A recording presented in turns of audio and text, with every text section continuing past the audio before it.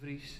So, give a warm welcome, and I wish you a lot of interesting insights with Kenji Takeda. Thank you.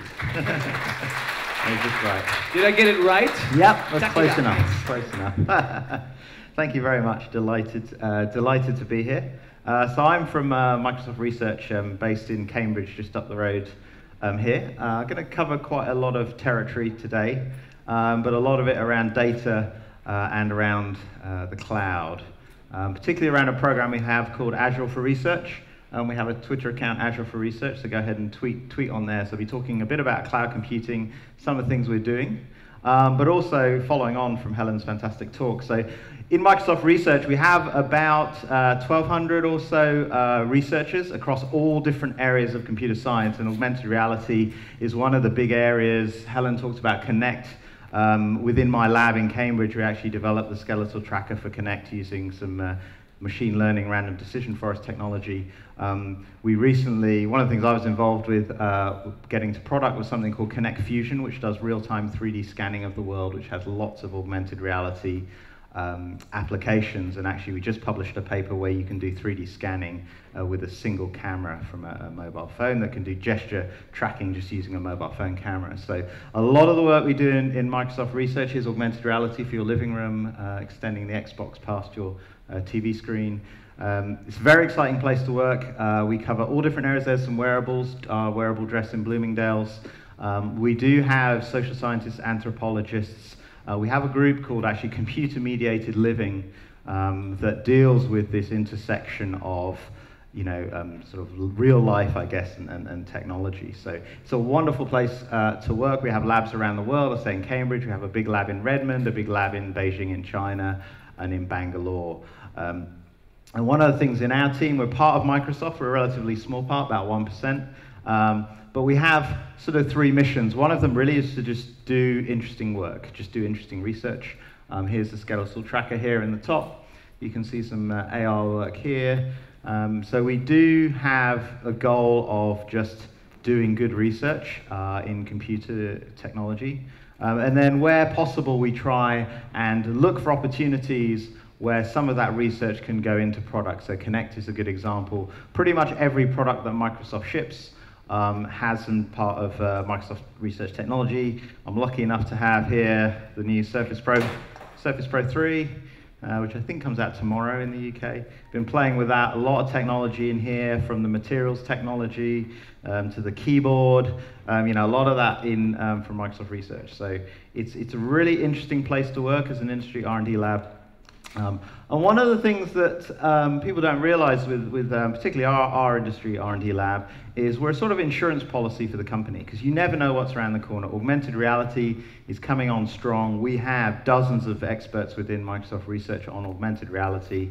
We do trials out in the field, etc. So it's a great place where we cover the entire breadth of computing research in order to ensure that Microsoft continues to innovate and that we have a future. Some of this is very long-term thinking, 10, 20 years. We have a very strong quantum computing group. We have a very strong computational biology group using DNA as a computing substrate, through to things like, a very strong computer vision machine learning group. So, like I say, it's a pretty interesting place to work. Lucky enough to be part of that. As part of the work we do in Microsoft Research, I've been doing a lot of work with the sort of academic and research communities around what we call sort of data-intensive research. So this term was developed probably over a decade ago by one of our colleagues, Jim Gray, who was an expert in database systems. He had the idea for testing SQL Server on actually DEC Alpha machines to say, how can we really stretch a cluster of database machines? And he said, well, I'm going to go and get a lot of data. So he went to the US Geological Survey, took all of the mapping data, put it on the database, and put a web front end on it. And so he actually was one of the people who really developed this sort of online mapping technology and unlocking all of that data. He continued to work with people in different research fields, particularly with the astronomy community, on a project called the Sloan Digital Sky Survey, which was essentially the first digital camera pointed at the night sky. And it was a very high resolution survey. And what they did was they were suddenly getting all of this great digital data. And so data was really at the center of what they were doing. And if we think about the sort of scientific discovery process, we often think about collecting data, looking at data with our colleagues, analyzing it, disseminating, sharing it, ultimately publishing, archiving, preserving it. And we go around this loop when we do our research. However, in this sort of new world where we have, tons of data that we can work with, and if we share that data, and Jim was very much a proponent of putting all scientific data online so that everybody could reuse that data, then we get into what he coined this fourth paradigm of data-intensive research, where we think of a first paradigm as sort of observational research. You think of Galileo with his telescope looking at the night sky, Leonardo da Vinci sitting by a river watching the water flow past the rocks, to a second paradigm of theoretical science, mathematics, theories, into a world of modeling and computational modeling, supercomputers where we do, for instance, climate simulations or molecular dynamics simulations, into now what we're calling, or coining this phrase, the fourth paradigm, data-intensive research. What's interesting is now this idea a lot of people are calling big data and data science. But about 5 years ago, we published a book called Fourth Paradigm. If you go to fourthparadigm.org, it's a free book, so you can download it for free onto your Kindle or PDF. Lots of essays by thought leaders in particular areas like healthcare, environmental science, but also on technology, around semantic technology, big data technology. The book's a few years old, but a lot of those ideas are now coming to realization. What Jim discovered by working with lots of different disciplines was that there were a number of generic problems that he saw in astronomy, and then when we worked with other organizations like environmental science or life sciences, these are the problems that researchers face. Getting data, managing data, organizing data, sharing data, executing models, visualizing, documenting, and curating. These are common problems in any given discipline. So for instance, people think that they are unique, okay? And they are unique because some of those problems are domain specific. But there are many, many generic problems. And actually, when he was talking about a petabyte now, you can go to your local, PC World and buy a petabyte of USB hard drives, right? You can just go and buy a couple of hundred USB hard drives. So we're now talking about exabytes. Particularly when we think about science on a curve, when we think about the volume of data versus the number of researchers, we often always think of sort of big science. We think of the Large Hadron Collider. We think of now the Square Kilometre Array being deployed in South Africa and Australia. Big teams of researchers, lots of effort, particularly around making data available around standards, significant computing infrastructure. If we go to the other end, the long tail, I often think of the lone PhD student. Okay, think of a new PhD student starting on a brand new project, sat in their office. The world is their oyster, but where do you start? And actually helping those people is a real challenge. We're particularly seeing that in social sciences and humanities, lots of efforts in digital social science, digital humanities. And then in the middle we have different disciplines. I mean, I put genomics in here because genomics in some sense is in this big science area, but actually when you drill down, it comprises lots of people in that long tail.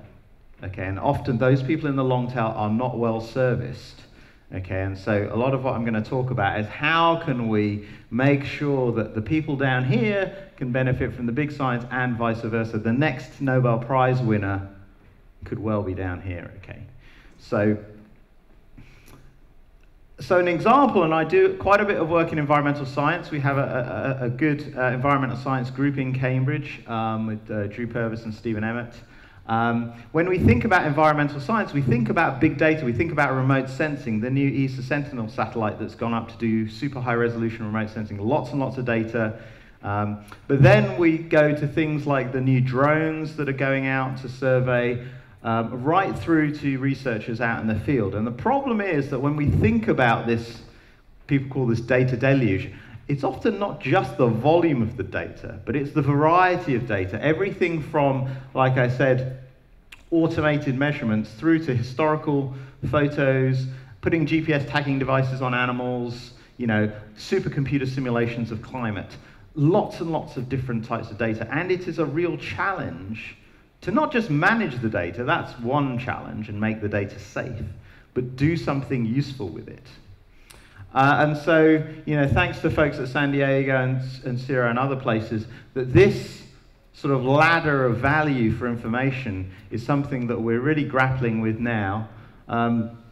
Is how do I take data, and there's more and more data kind of piling in, but turn it into insight, and we actually talk about insight and actionable insight, okay? So making decisions. And this is a real challenge, okay? And this is ultimately, when we talk about big data, then the real challenges are up there, okay? How do we do something with that? And we talk about, again, data science as another sort of term. So an example of this is a few months ago in the UK, we had a lot of rain, and a lot of the rivers flooded. And so from the data collection viewpoint, the UK Environment Agency has river level sensors, okay? So they have sensors and they update every 15 minutes. And actually we worked with a company called Shoot Hill Environment Agency to make that data available online, okay, on a map. So the Environment Agency actually take that data, they then run forecasts of flooding in order to issue alerts ahead of time, so people know whether to evacuate, emergency services know where to put the sandbags and things like that. So all of this data actually was pushed up into the cloud so it could be distributed. And the reason for doing that, the cloud gives you very scalable sort of compute infrastructure, is the Environment Agency in the previous set of flooding, their website basically had so much web traffic that it couldn't cope with it. So they moved their web servers into our Azure cloud, so that in the times of crisis, during normal times you might only need 1 or 2 web servers, but when the country is flooded and you've got millions of people hitting your website, you need to be able to scale that out. So they realized, and we helped them to work on this, that to do this, that this application, this web application, would really get hit during a time of flood. And so what was interesting, it was a web application, it's a Windows app, but also this was the UK government's first Facebook application. Okay, so you could go into Facebook, file this, and you put in your postcode, and it sends you notifications when an alert comes up in your postcode. So it's a good example of data, but turning that data into something usable by the general population, okay, and the cloud was one sort of piece in that. On that same theme, some of the researchers at Newcastle University, are working on a flood assessment model, which looks at a city at high resolution, takes in the map of the city, the building data as well, even modeling the roofs and the drainage system, because critically floods happen often where the drainage system can't cope. And then they run these models, where am I? There's my mouse, there we go, for a city area. So this is literally hot off the press from Vasilis. Showing actually a flood model in London. So obviously the water level rises until it's level, but then drains start blocking, and the topography is taken into account where you've got dips in the roads, and you can see how you can identify then the areas where you really need to think about ahead of time how might we change the environment, but actually then during a flood, how we could pre-plan for emergency response. What's interesting here, of course, is that this is lots of simulations, and we've been working with them to use the cloud to run those simulations. Again, around data, we work with the UK Met Office to push their data up onto data.gov.uk, which is the UK government open data platform, but the data actually gets put on there through our what we call Azure Marketplace, which is somewhere where you can publish data. What's interesting is if you publish data and you make it freely available to everybody, so truly open, the people who use the data are not necessarily the ones you think of. There is this kind of mantra that says, one of the things with open data is the best use of your data is known by somebody who's definitely not you. It'll be somebody else who comes up with a killer app. So this shows some of the downloads. So about 1/3 of the people using the data are from the UK.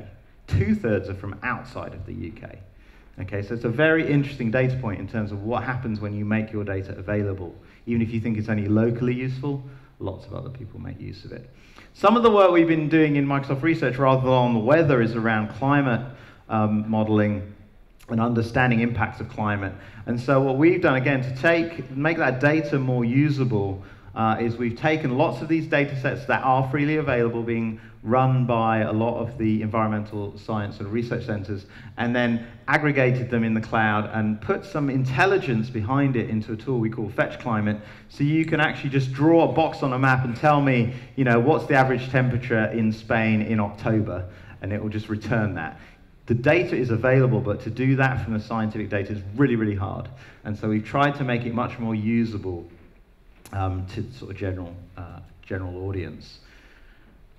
Again, taking this advanced technology and making it usable by people is an area where things like machine learning come in. Again, with augmented reality, an awful lot of the, what's behind the covers is machine learning. And this is an interesting example with some of the researchers out in Redmond.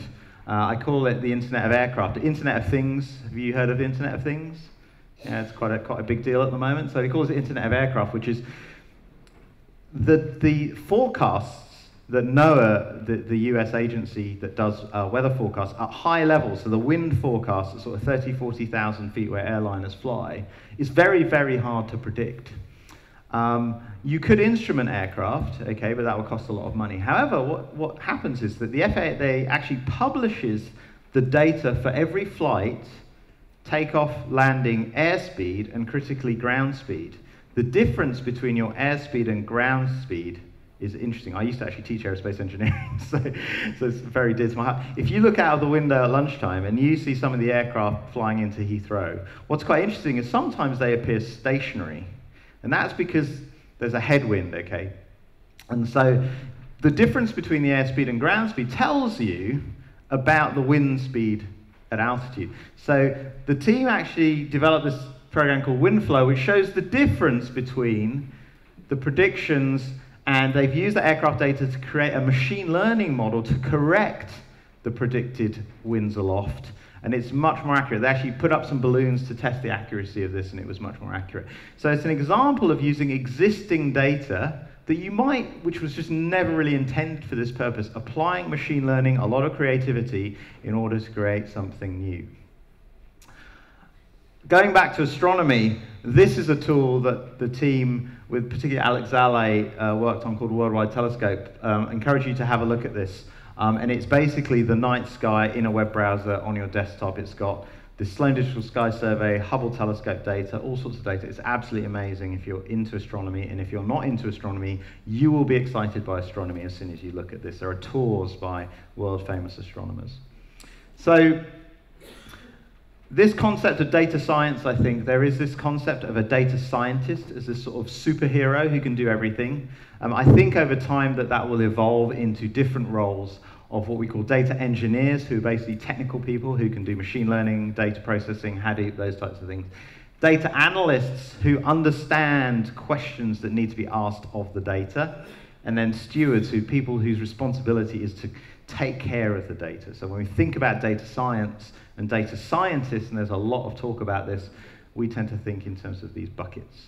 The data analyst doesn't know how to do scripting and program a big Hadoop cluster, right? But often they know how to use Excel. So we've again worked actually with the Worldwide Telescope technology, transferred that into Excel. So this is Microsoft Excel, it's called Power BI, and you can do 4-dimensional mapping. What I mean is 3D map of the globe, overlaying data, longitude, latitude, time, any values you want, and then you just click play and it'll animate that. We've got some nice, if you look on the website, things of like tweets, real-time tweet data. Again, it's Excel, a familiar tool.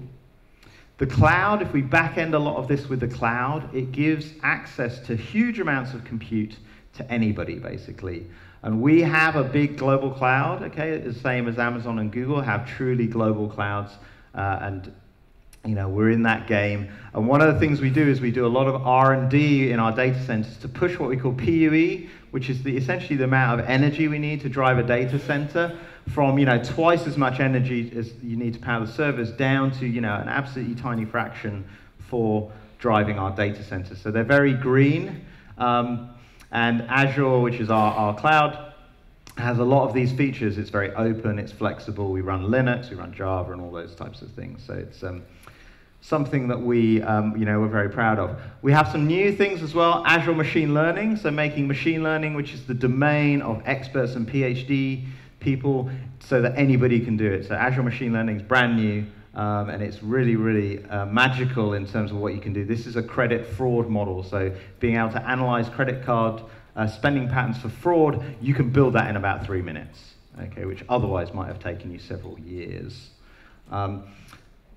So there's some of those things. I want to go back to what I was talking about with life sciences. So in order to sequence the Human Genome Project over a decade ago cost a lot of money to sequence a genome, whereas today it's now getting down to a little over $1,000 to actually sequence a human genome. And I want to show a little video here, just before I finish, to show some of the work we're doing there. Ooh, you're not getting sound there. Plug it in. Oh, hang on. There we go. As we move forward with all the future of global warming and all the things we're talking about environmental impact, there's so much of it that's going to be driven by genetics. One of the projects I'm working on is to look for associations between bits of DNA that we have and various things like, will we get a disease? Will we not get a disease? Will a drug work well for us? Will a drug not work well for us? Big science, big data have always been very interesting. It's only been within the last probably 5 years that it's really become a passion. When I hear big data, I think of hundreds of thousands of individuals and the DNA for those individuals comprising billions of bits of information. Here at Microsoft Research, we're not only developing these algorithms to analyze this massive amount of data, but we also have the infrastructure to do the computations that would ordinarily take years in just a few hours. FastLMM is a new algorithm that we produced last year. When we run a genome association study, we have to run lots and lots and lots of comparisons.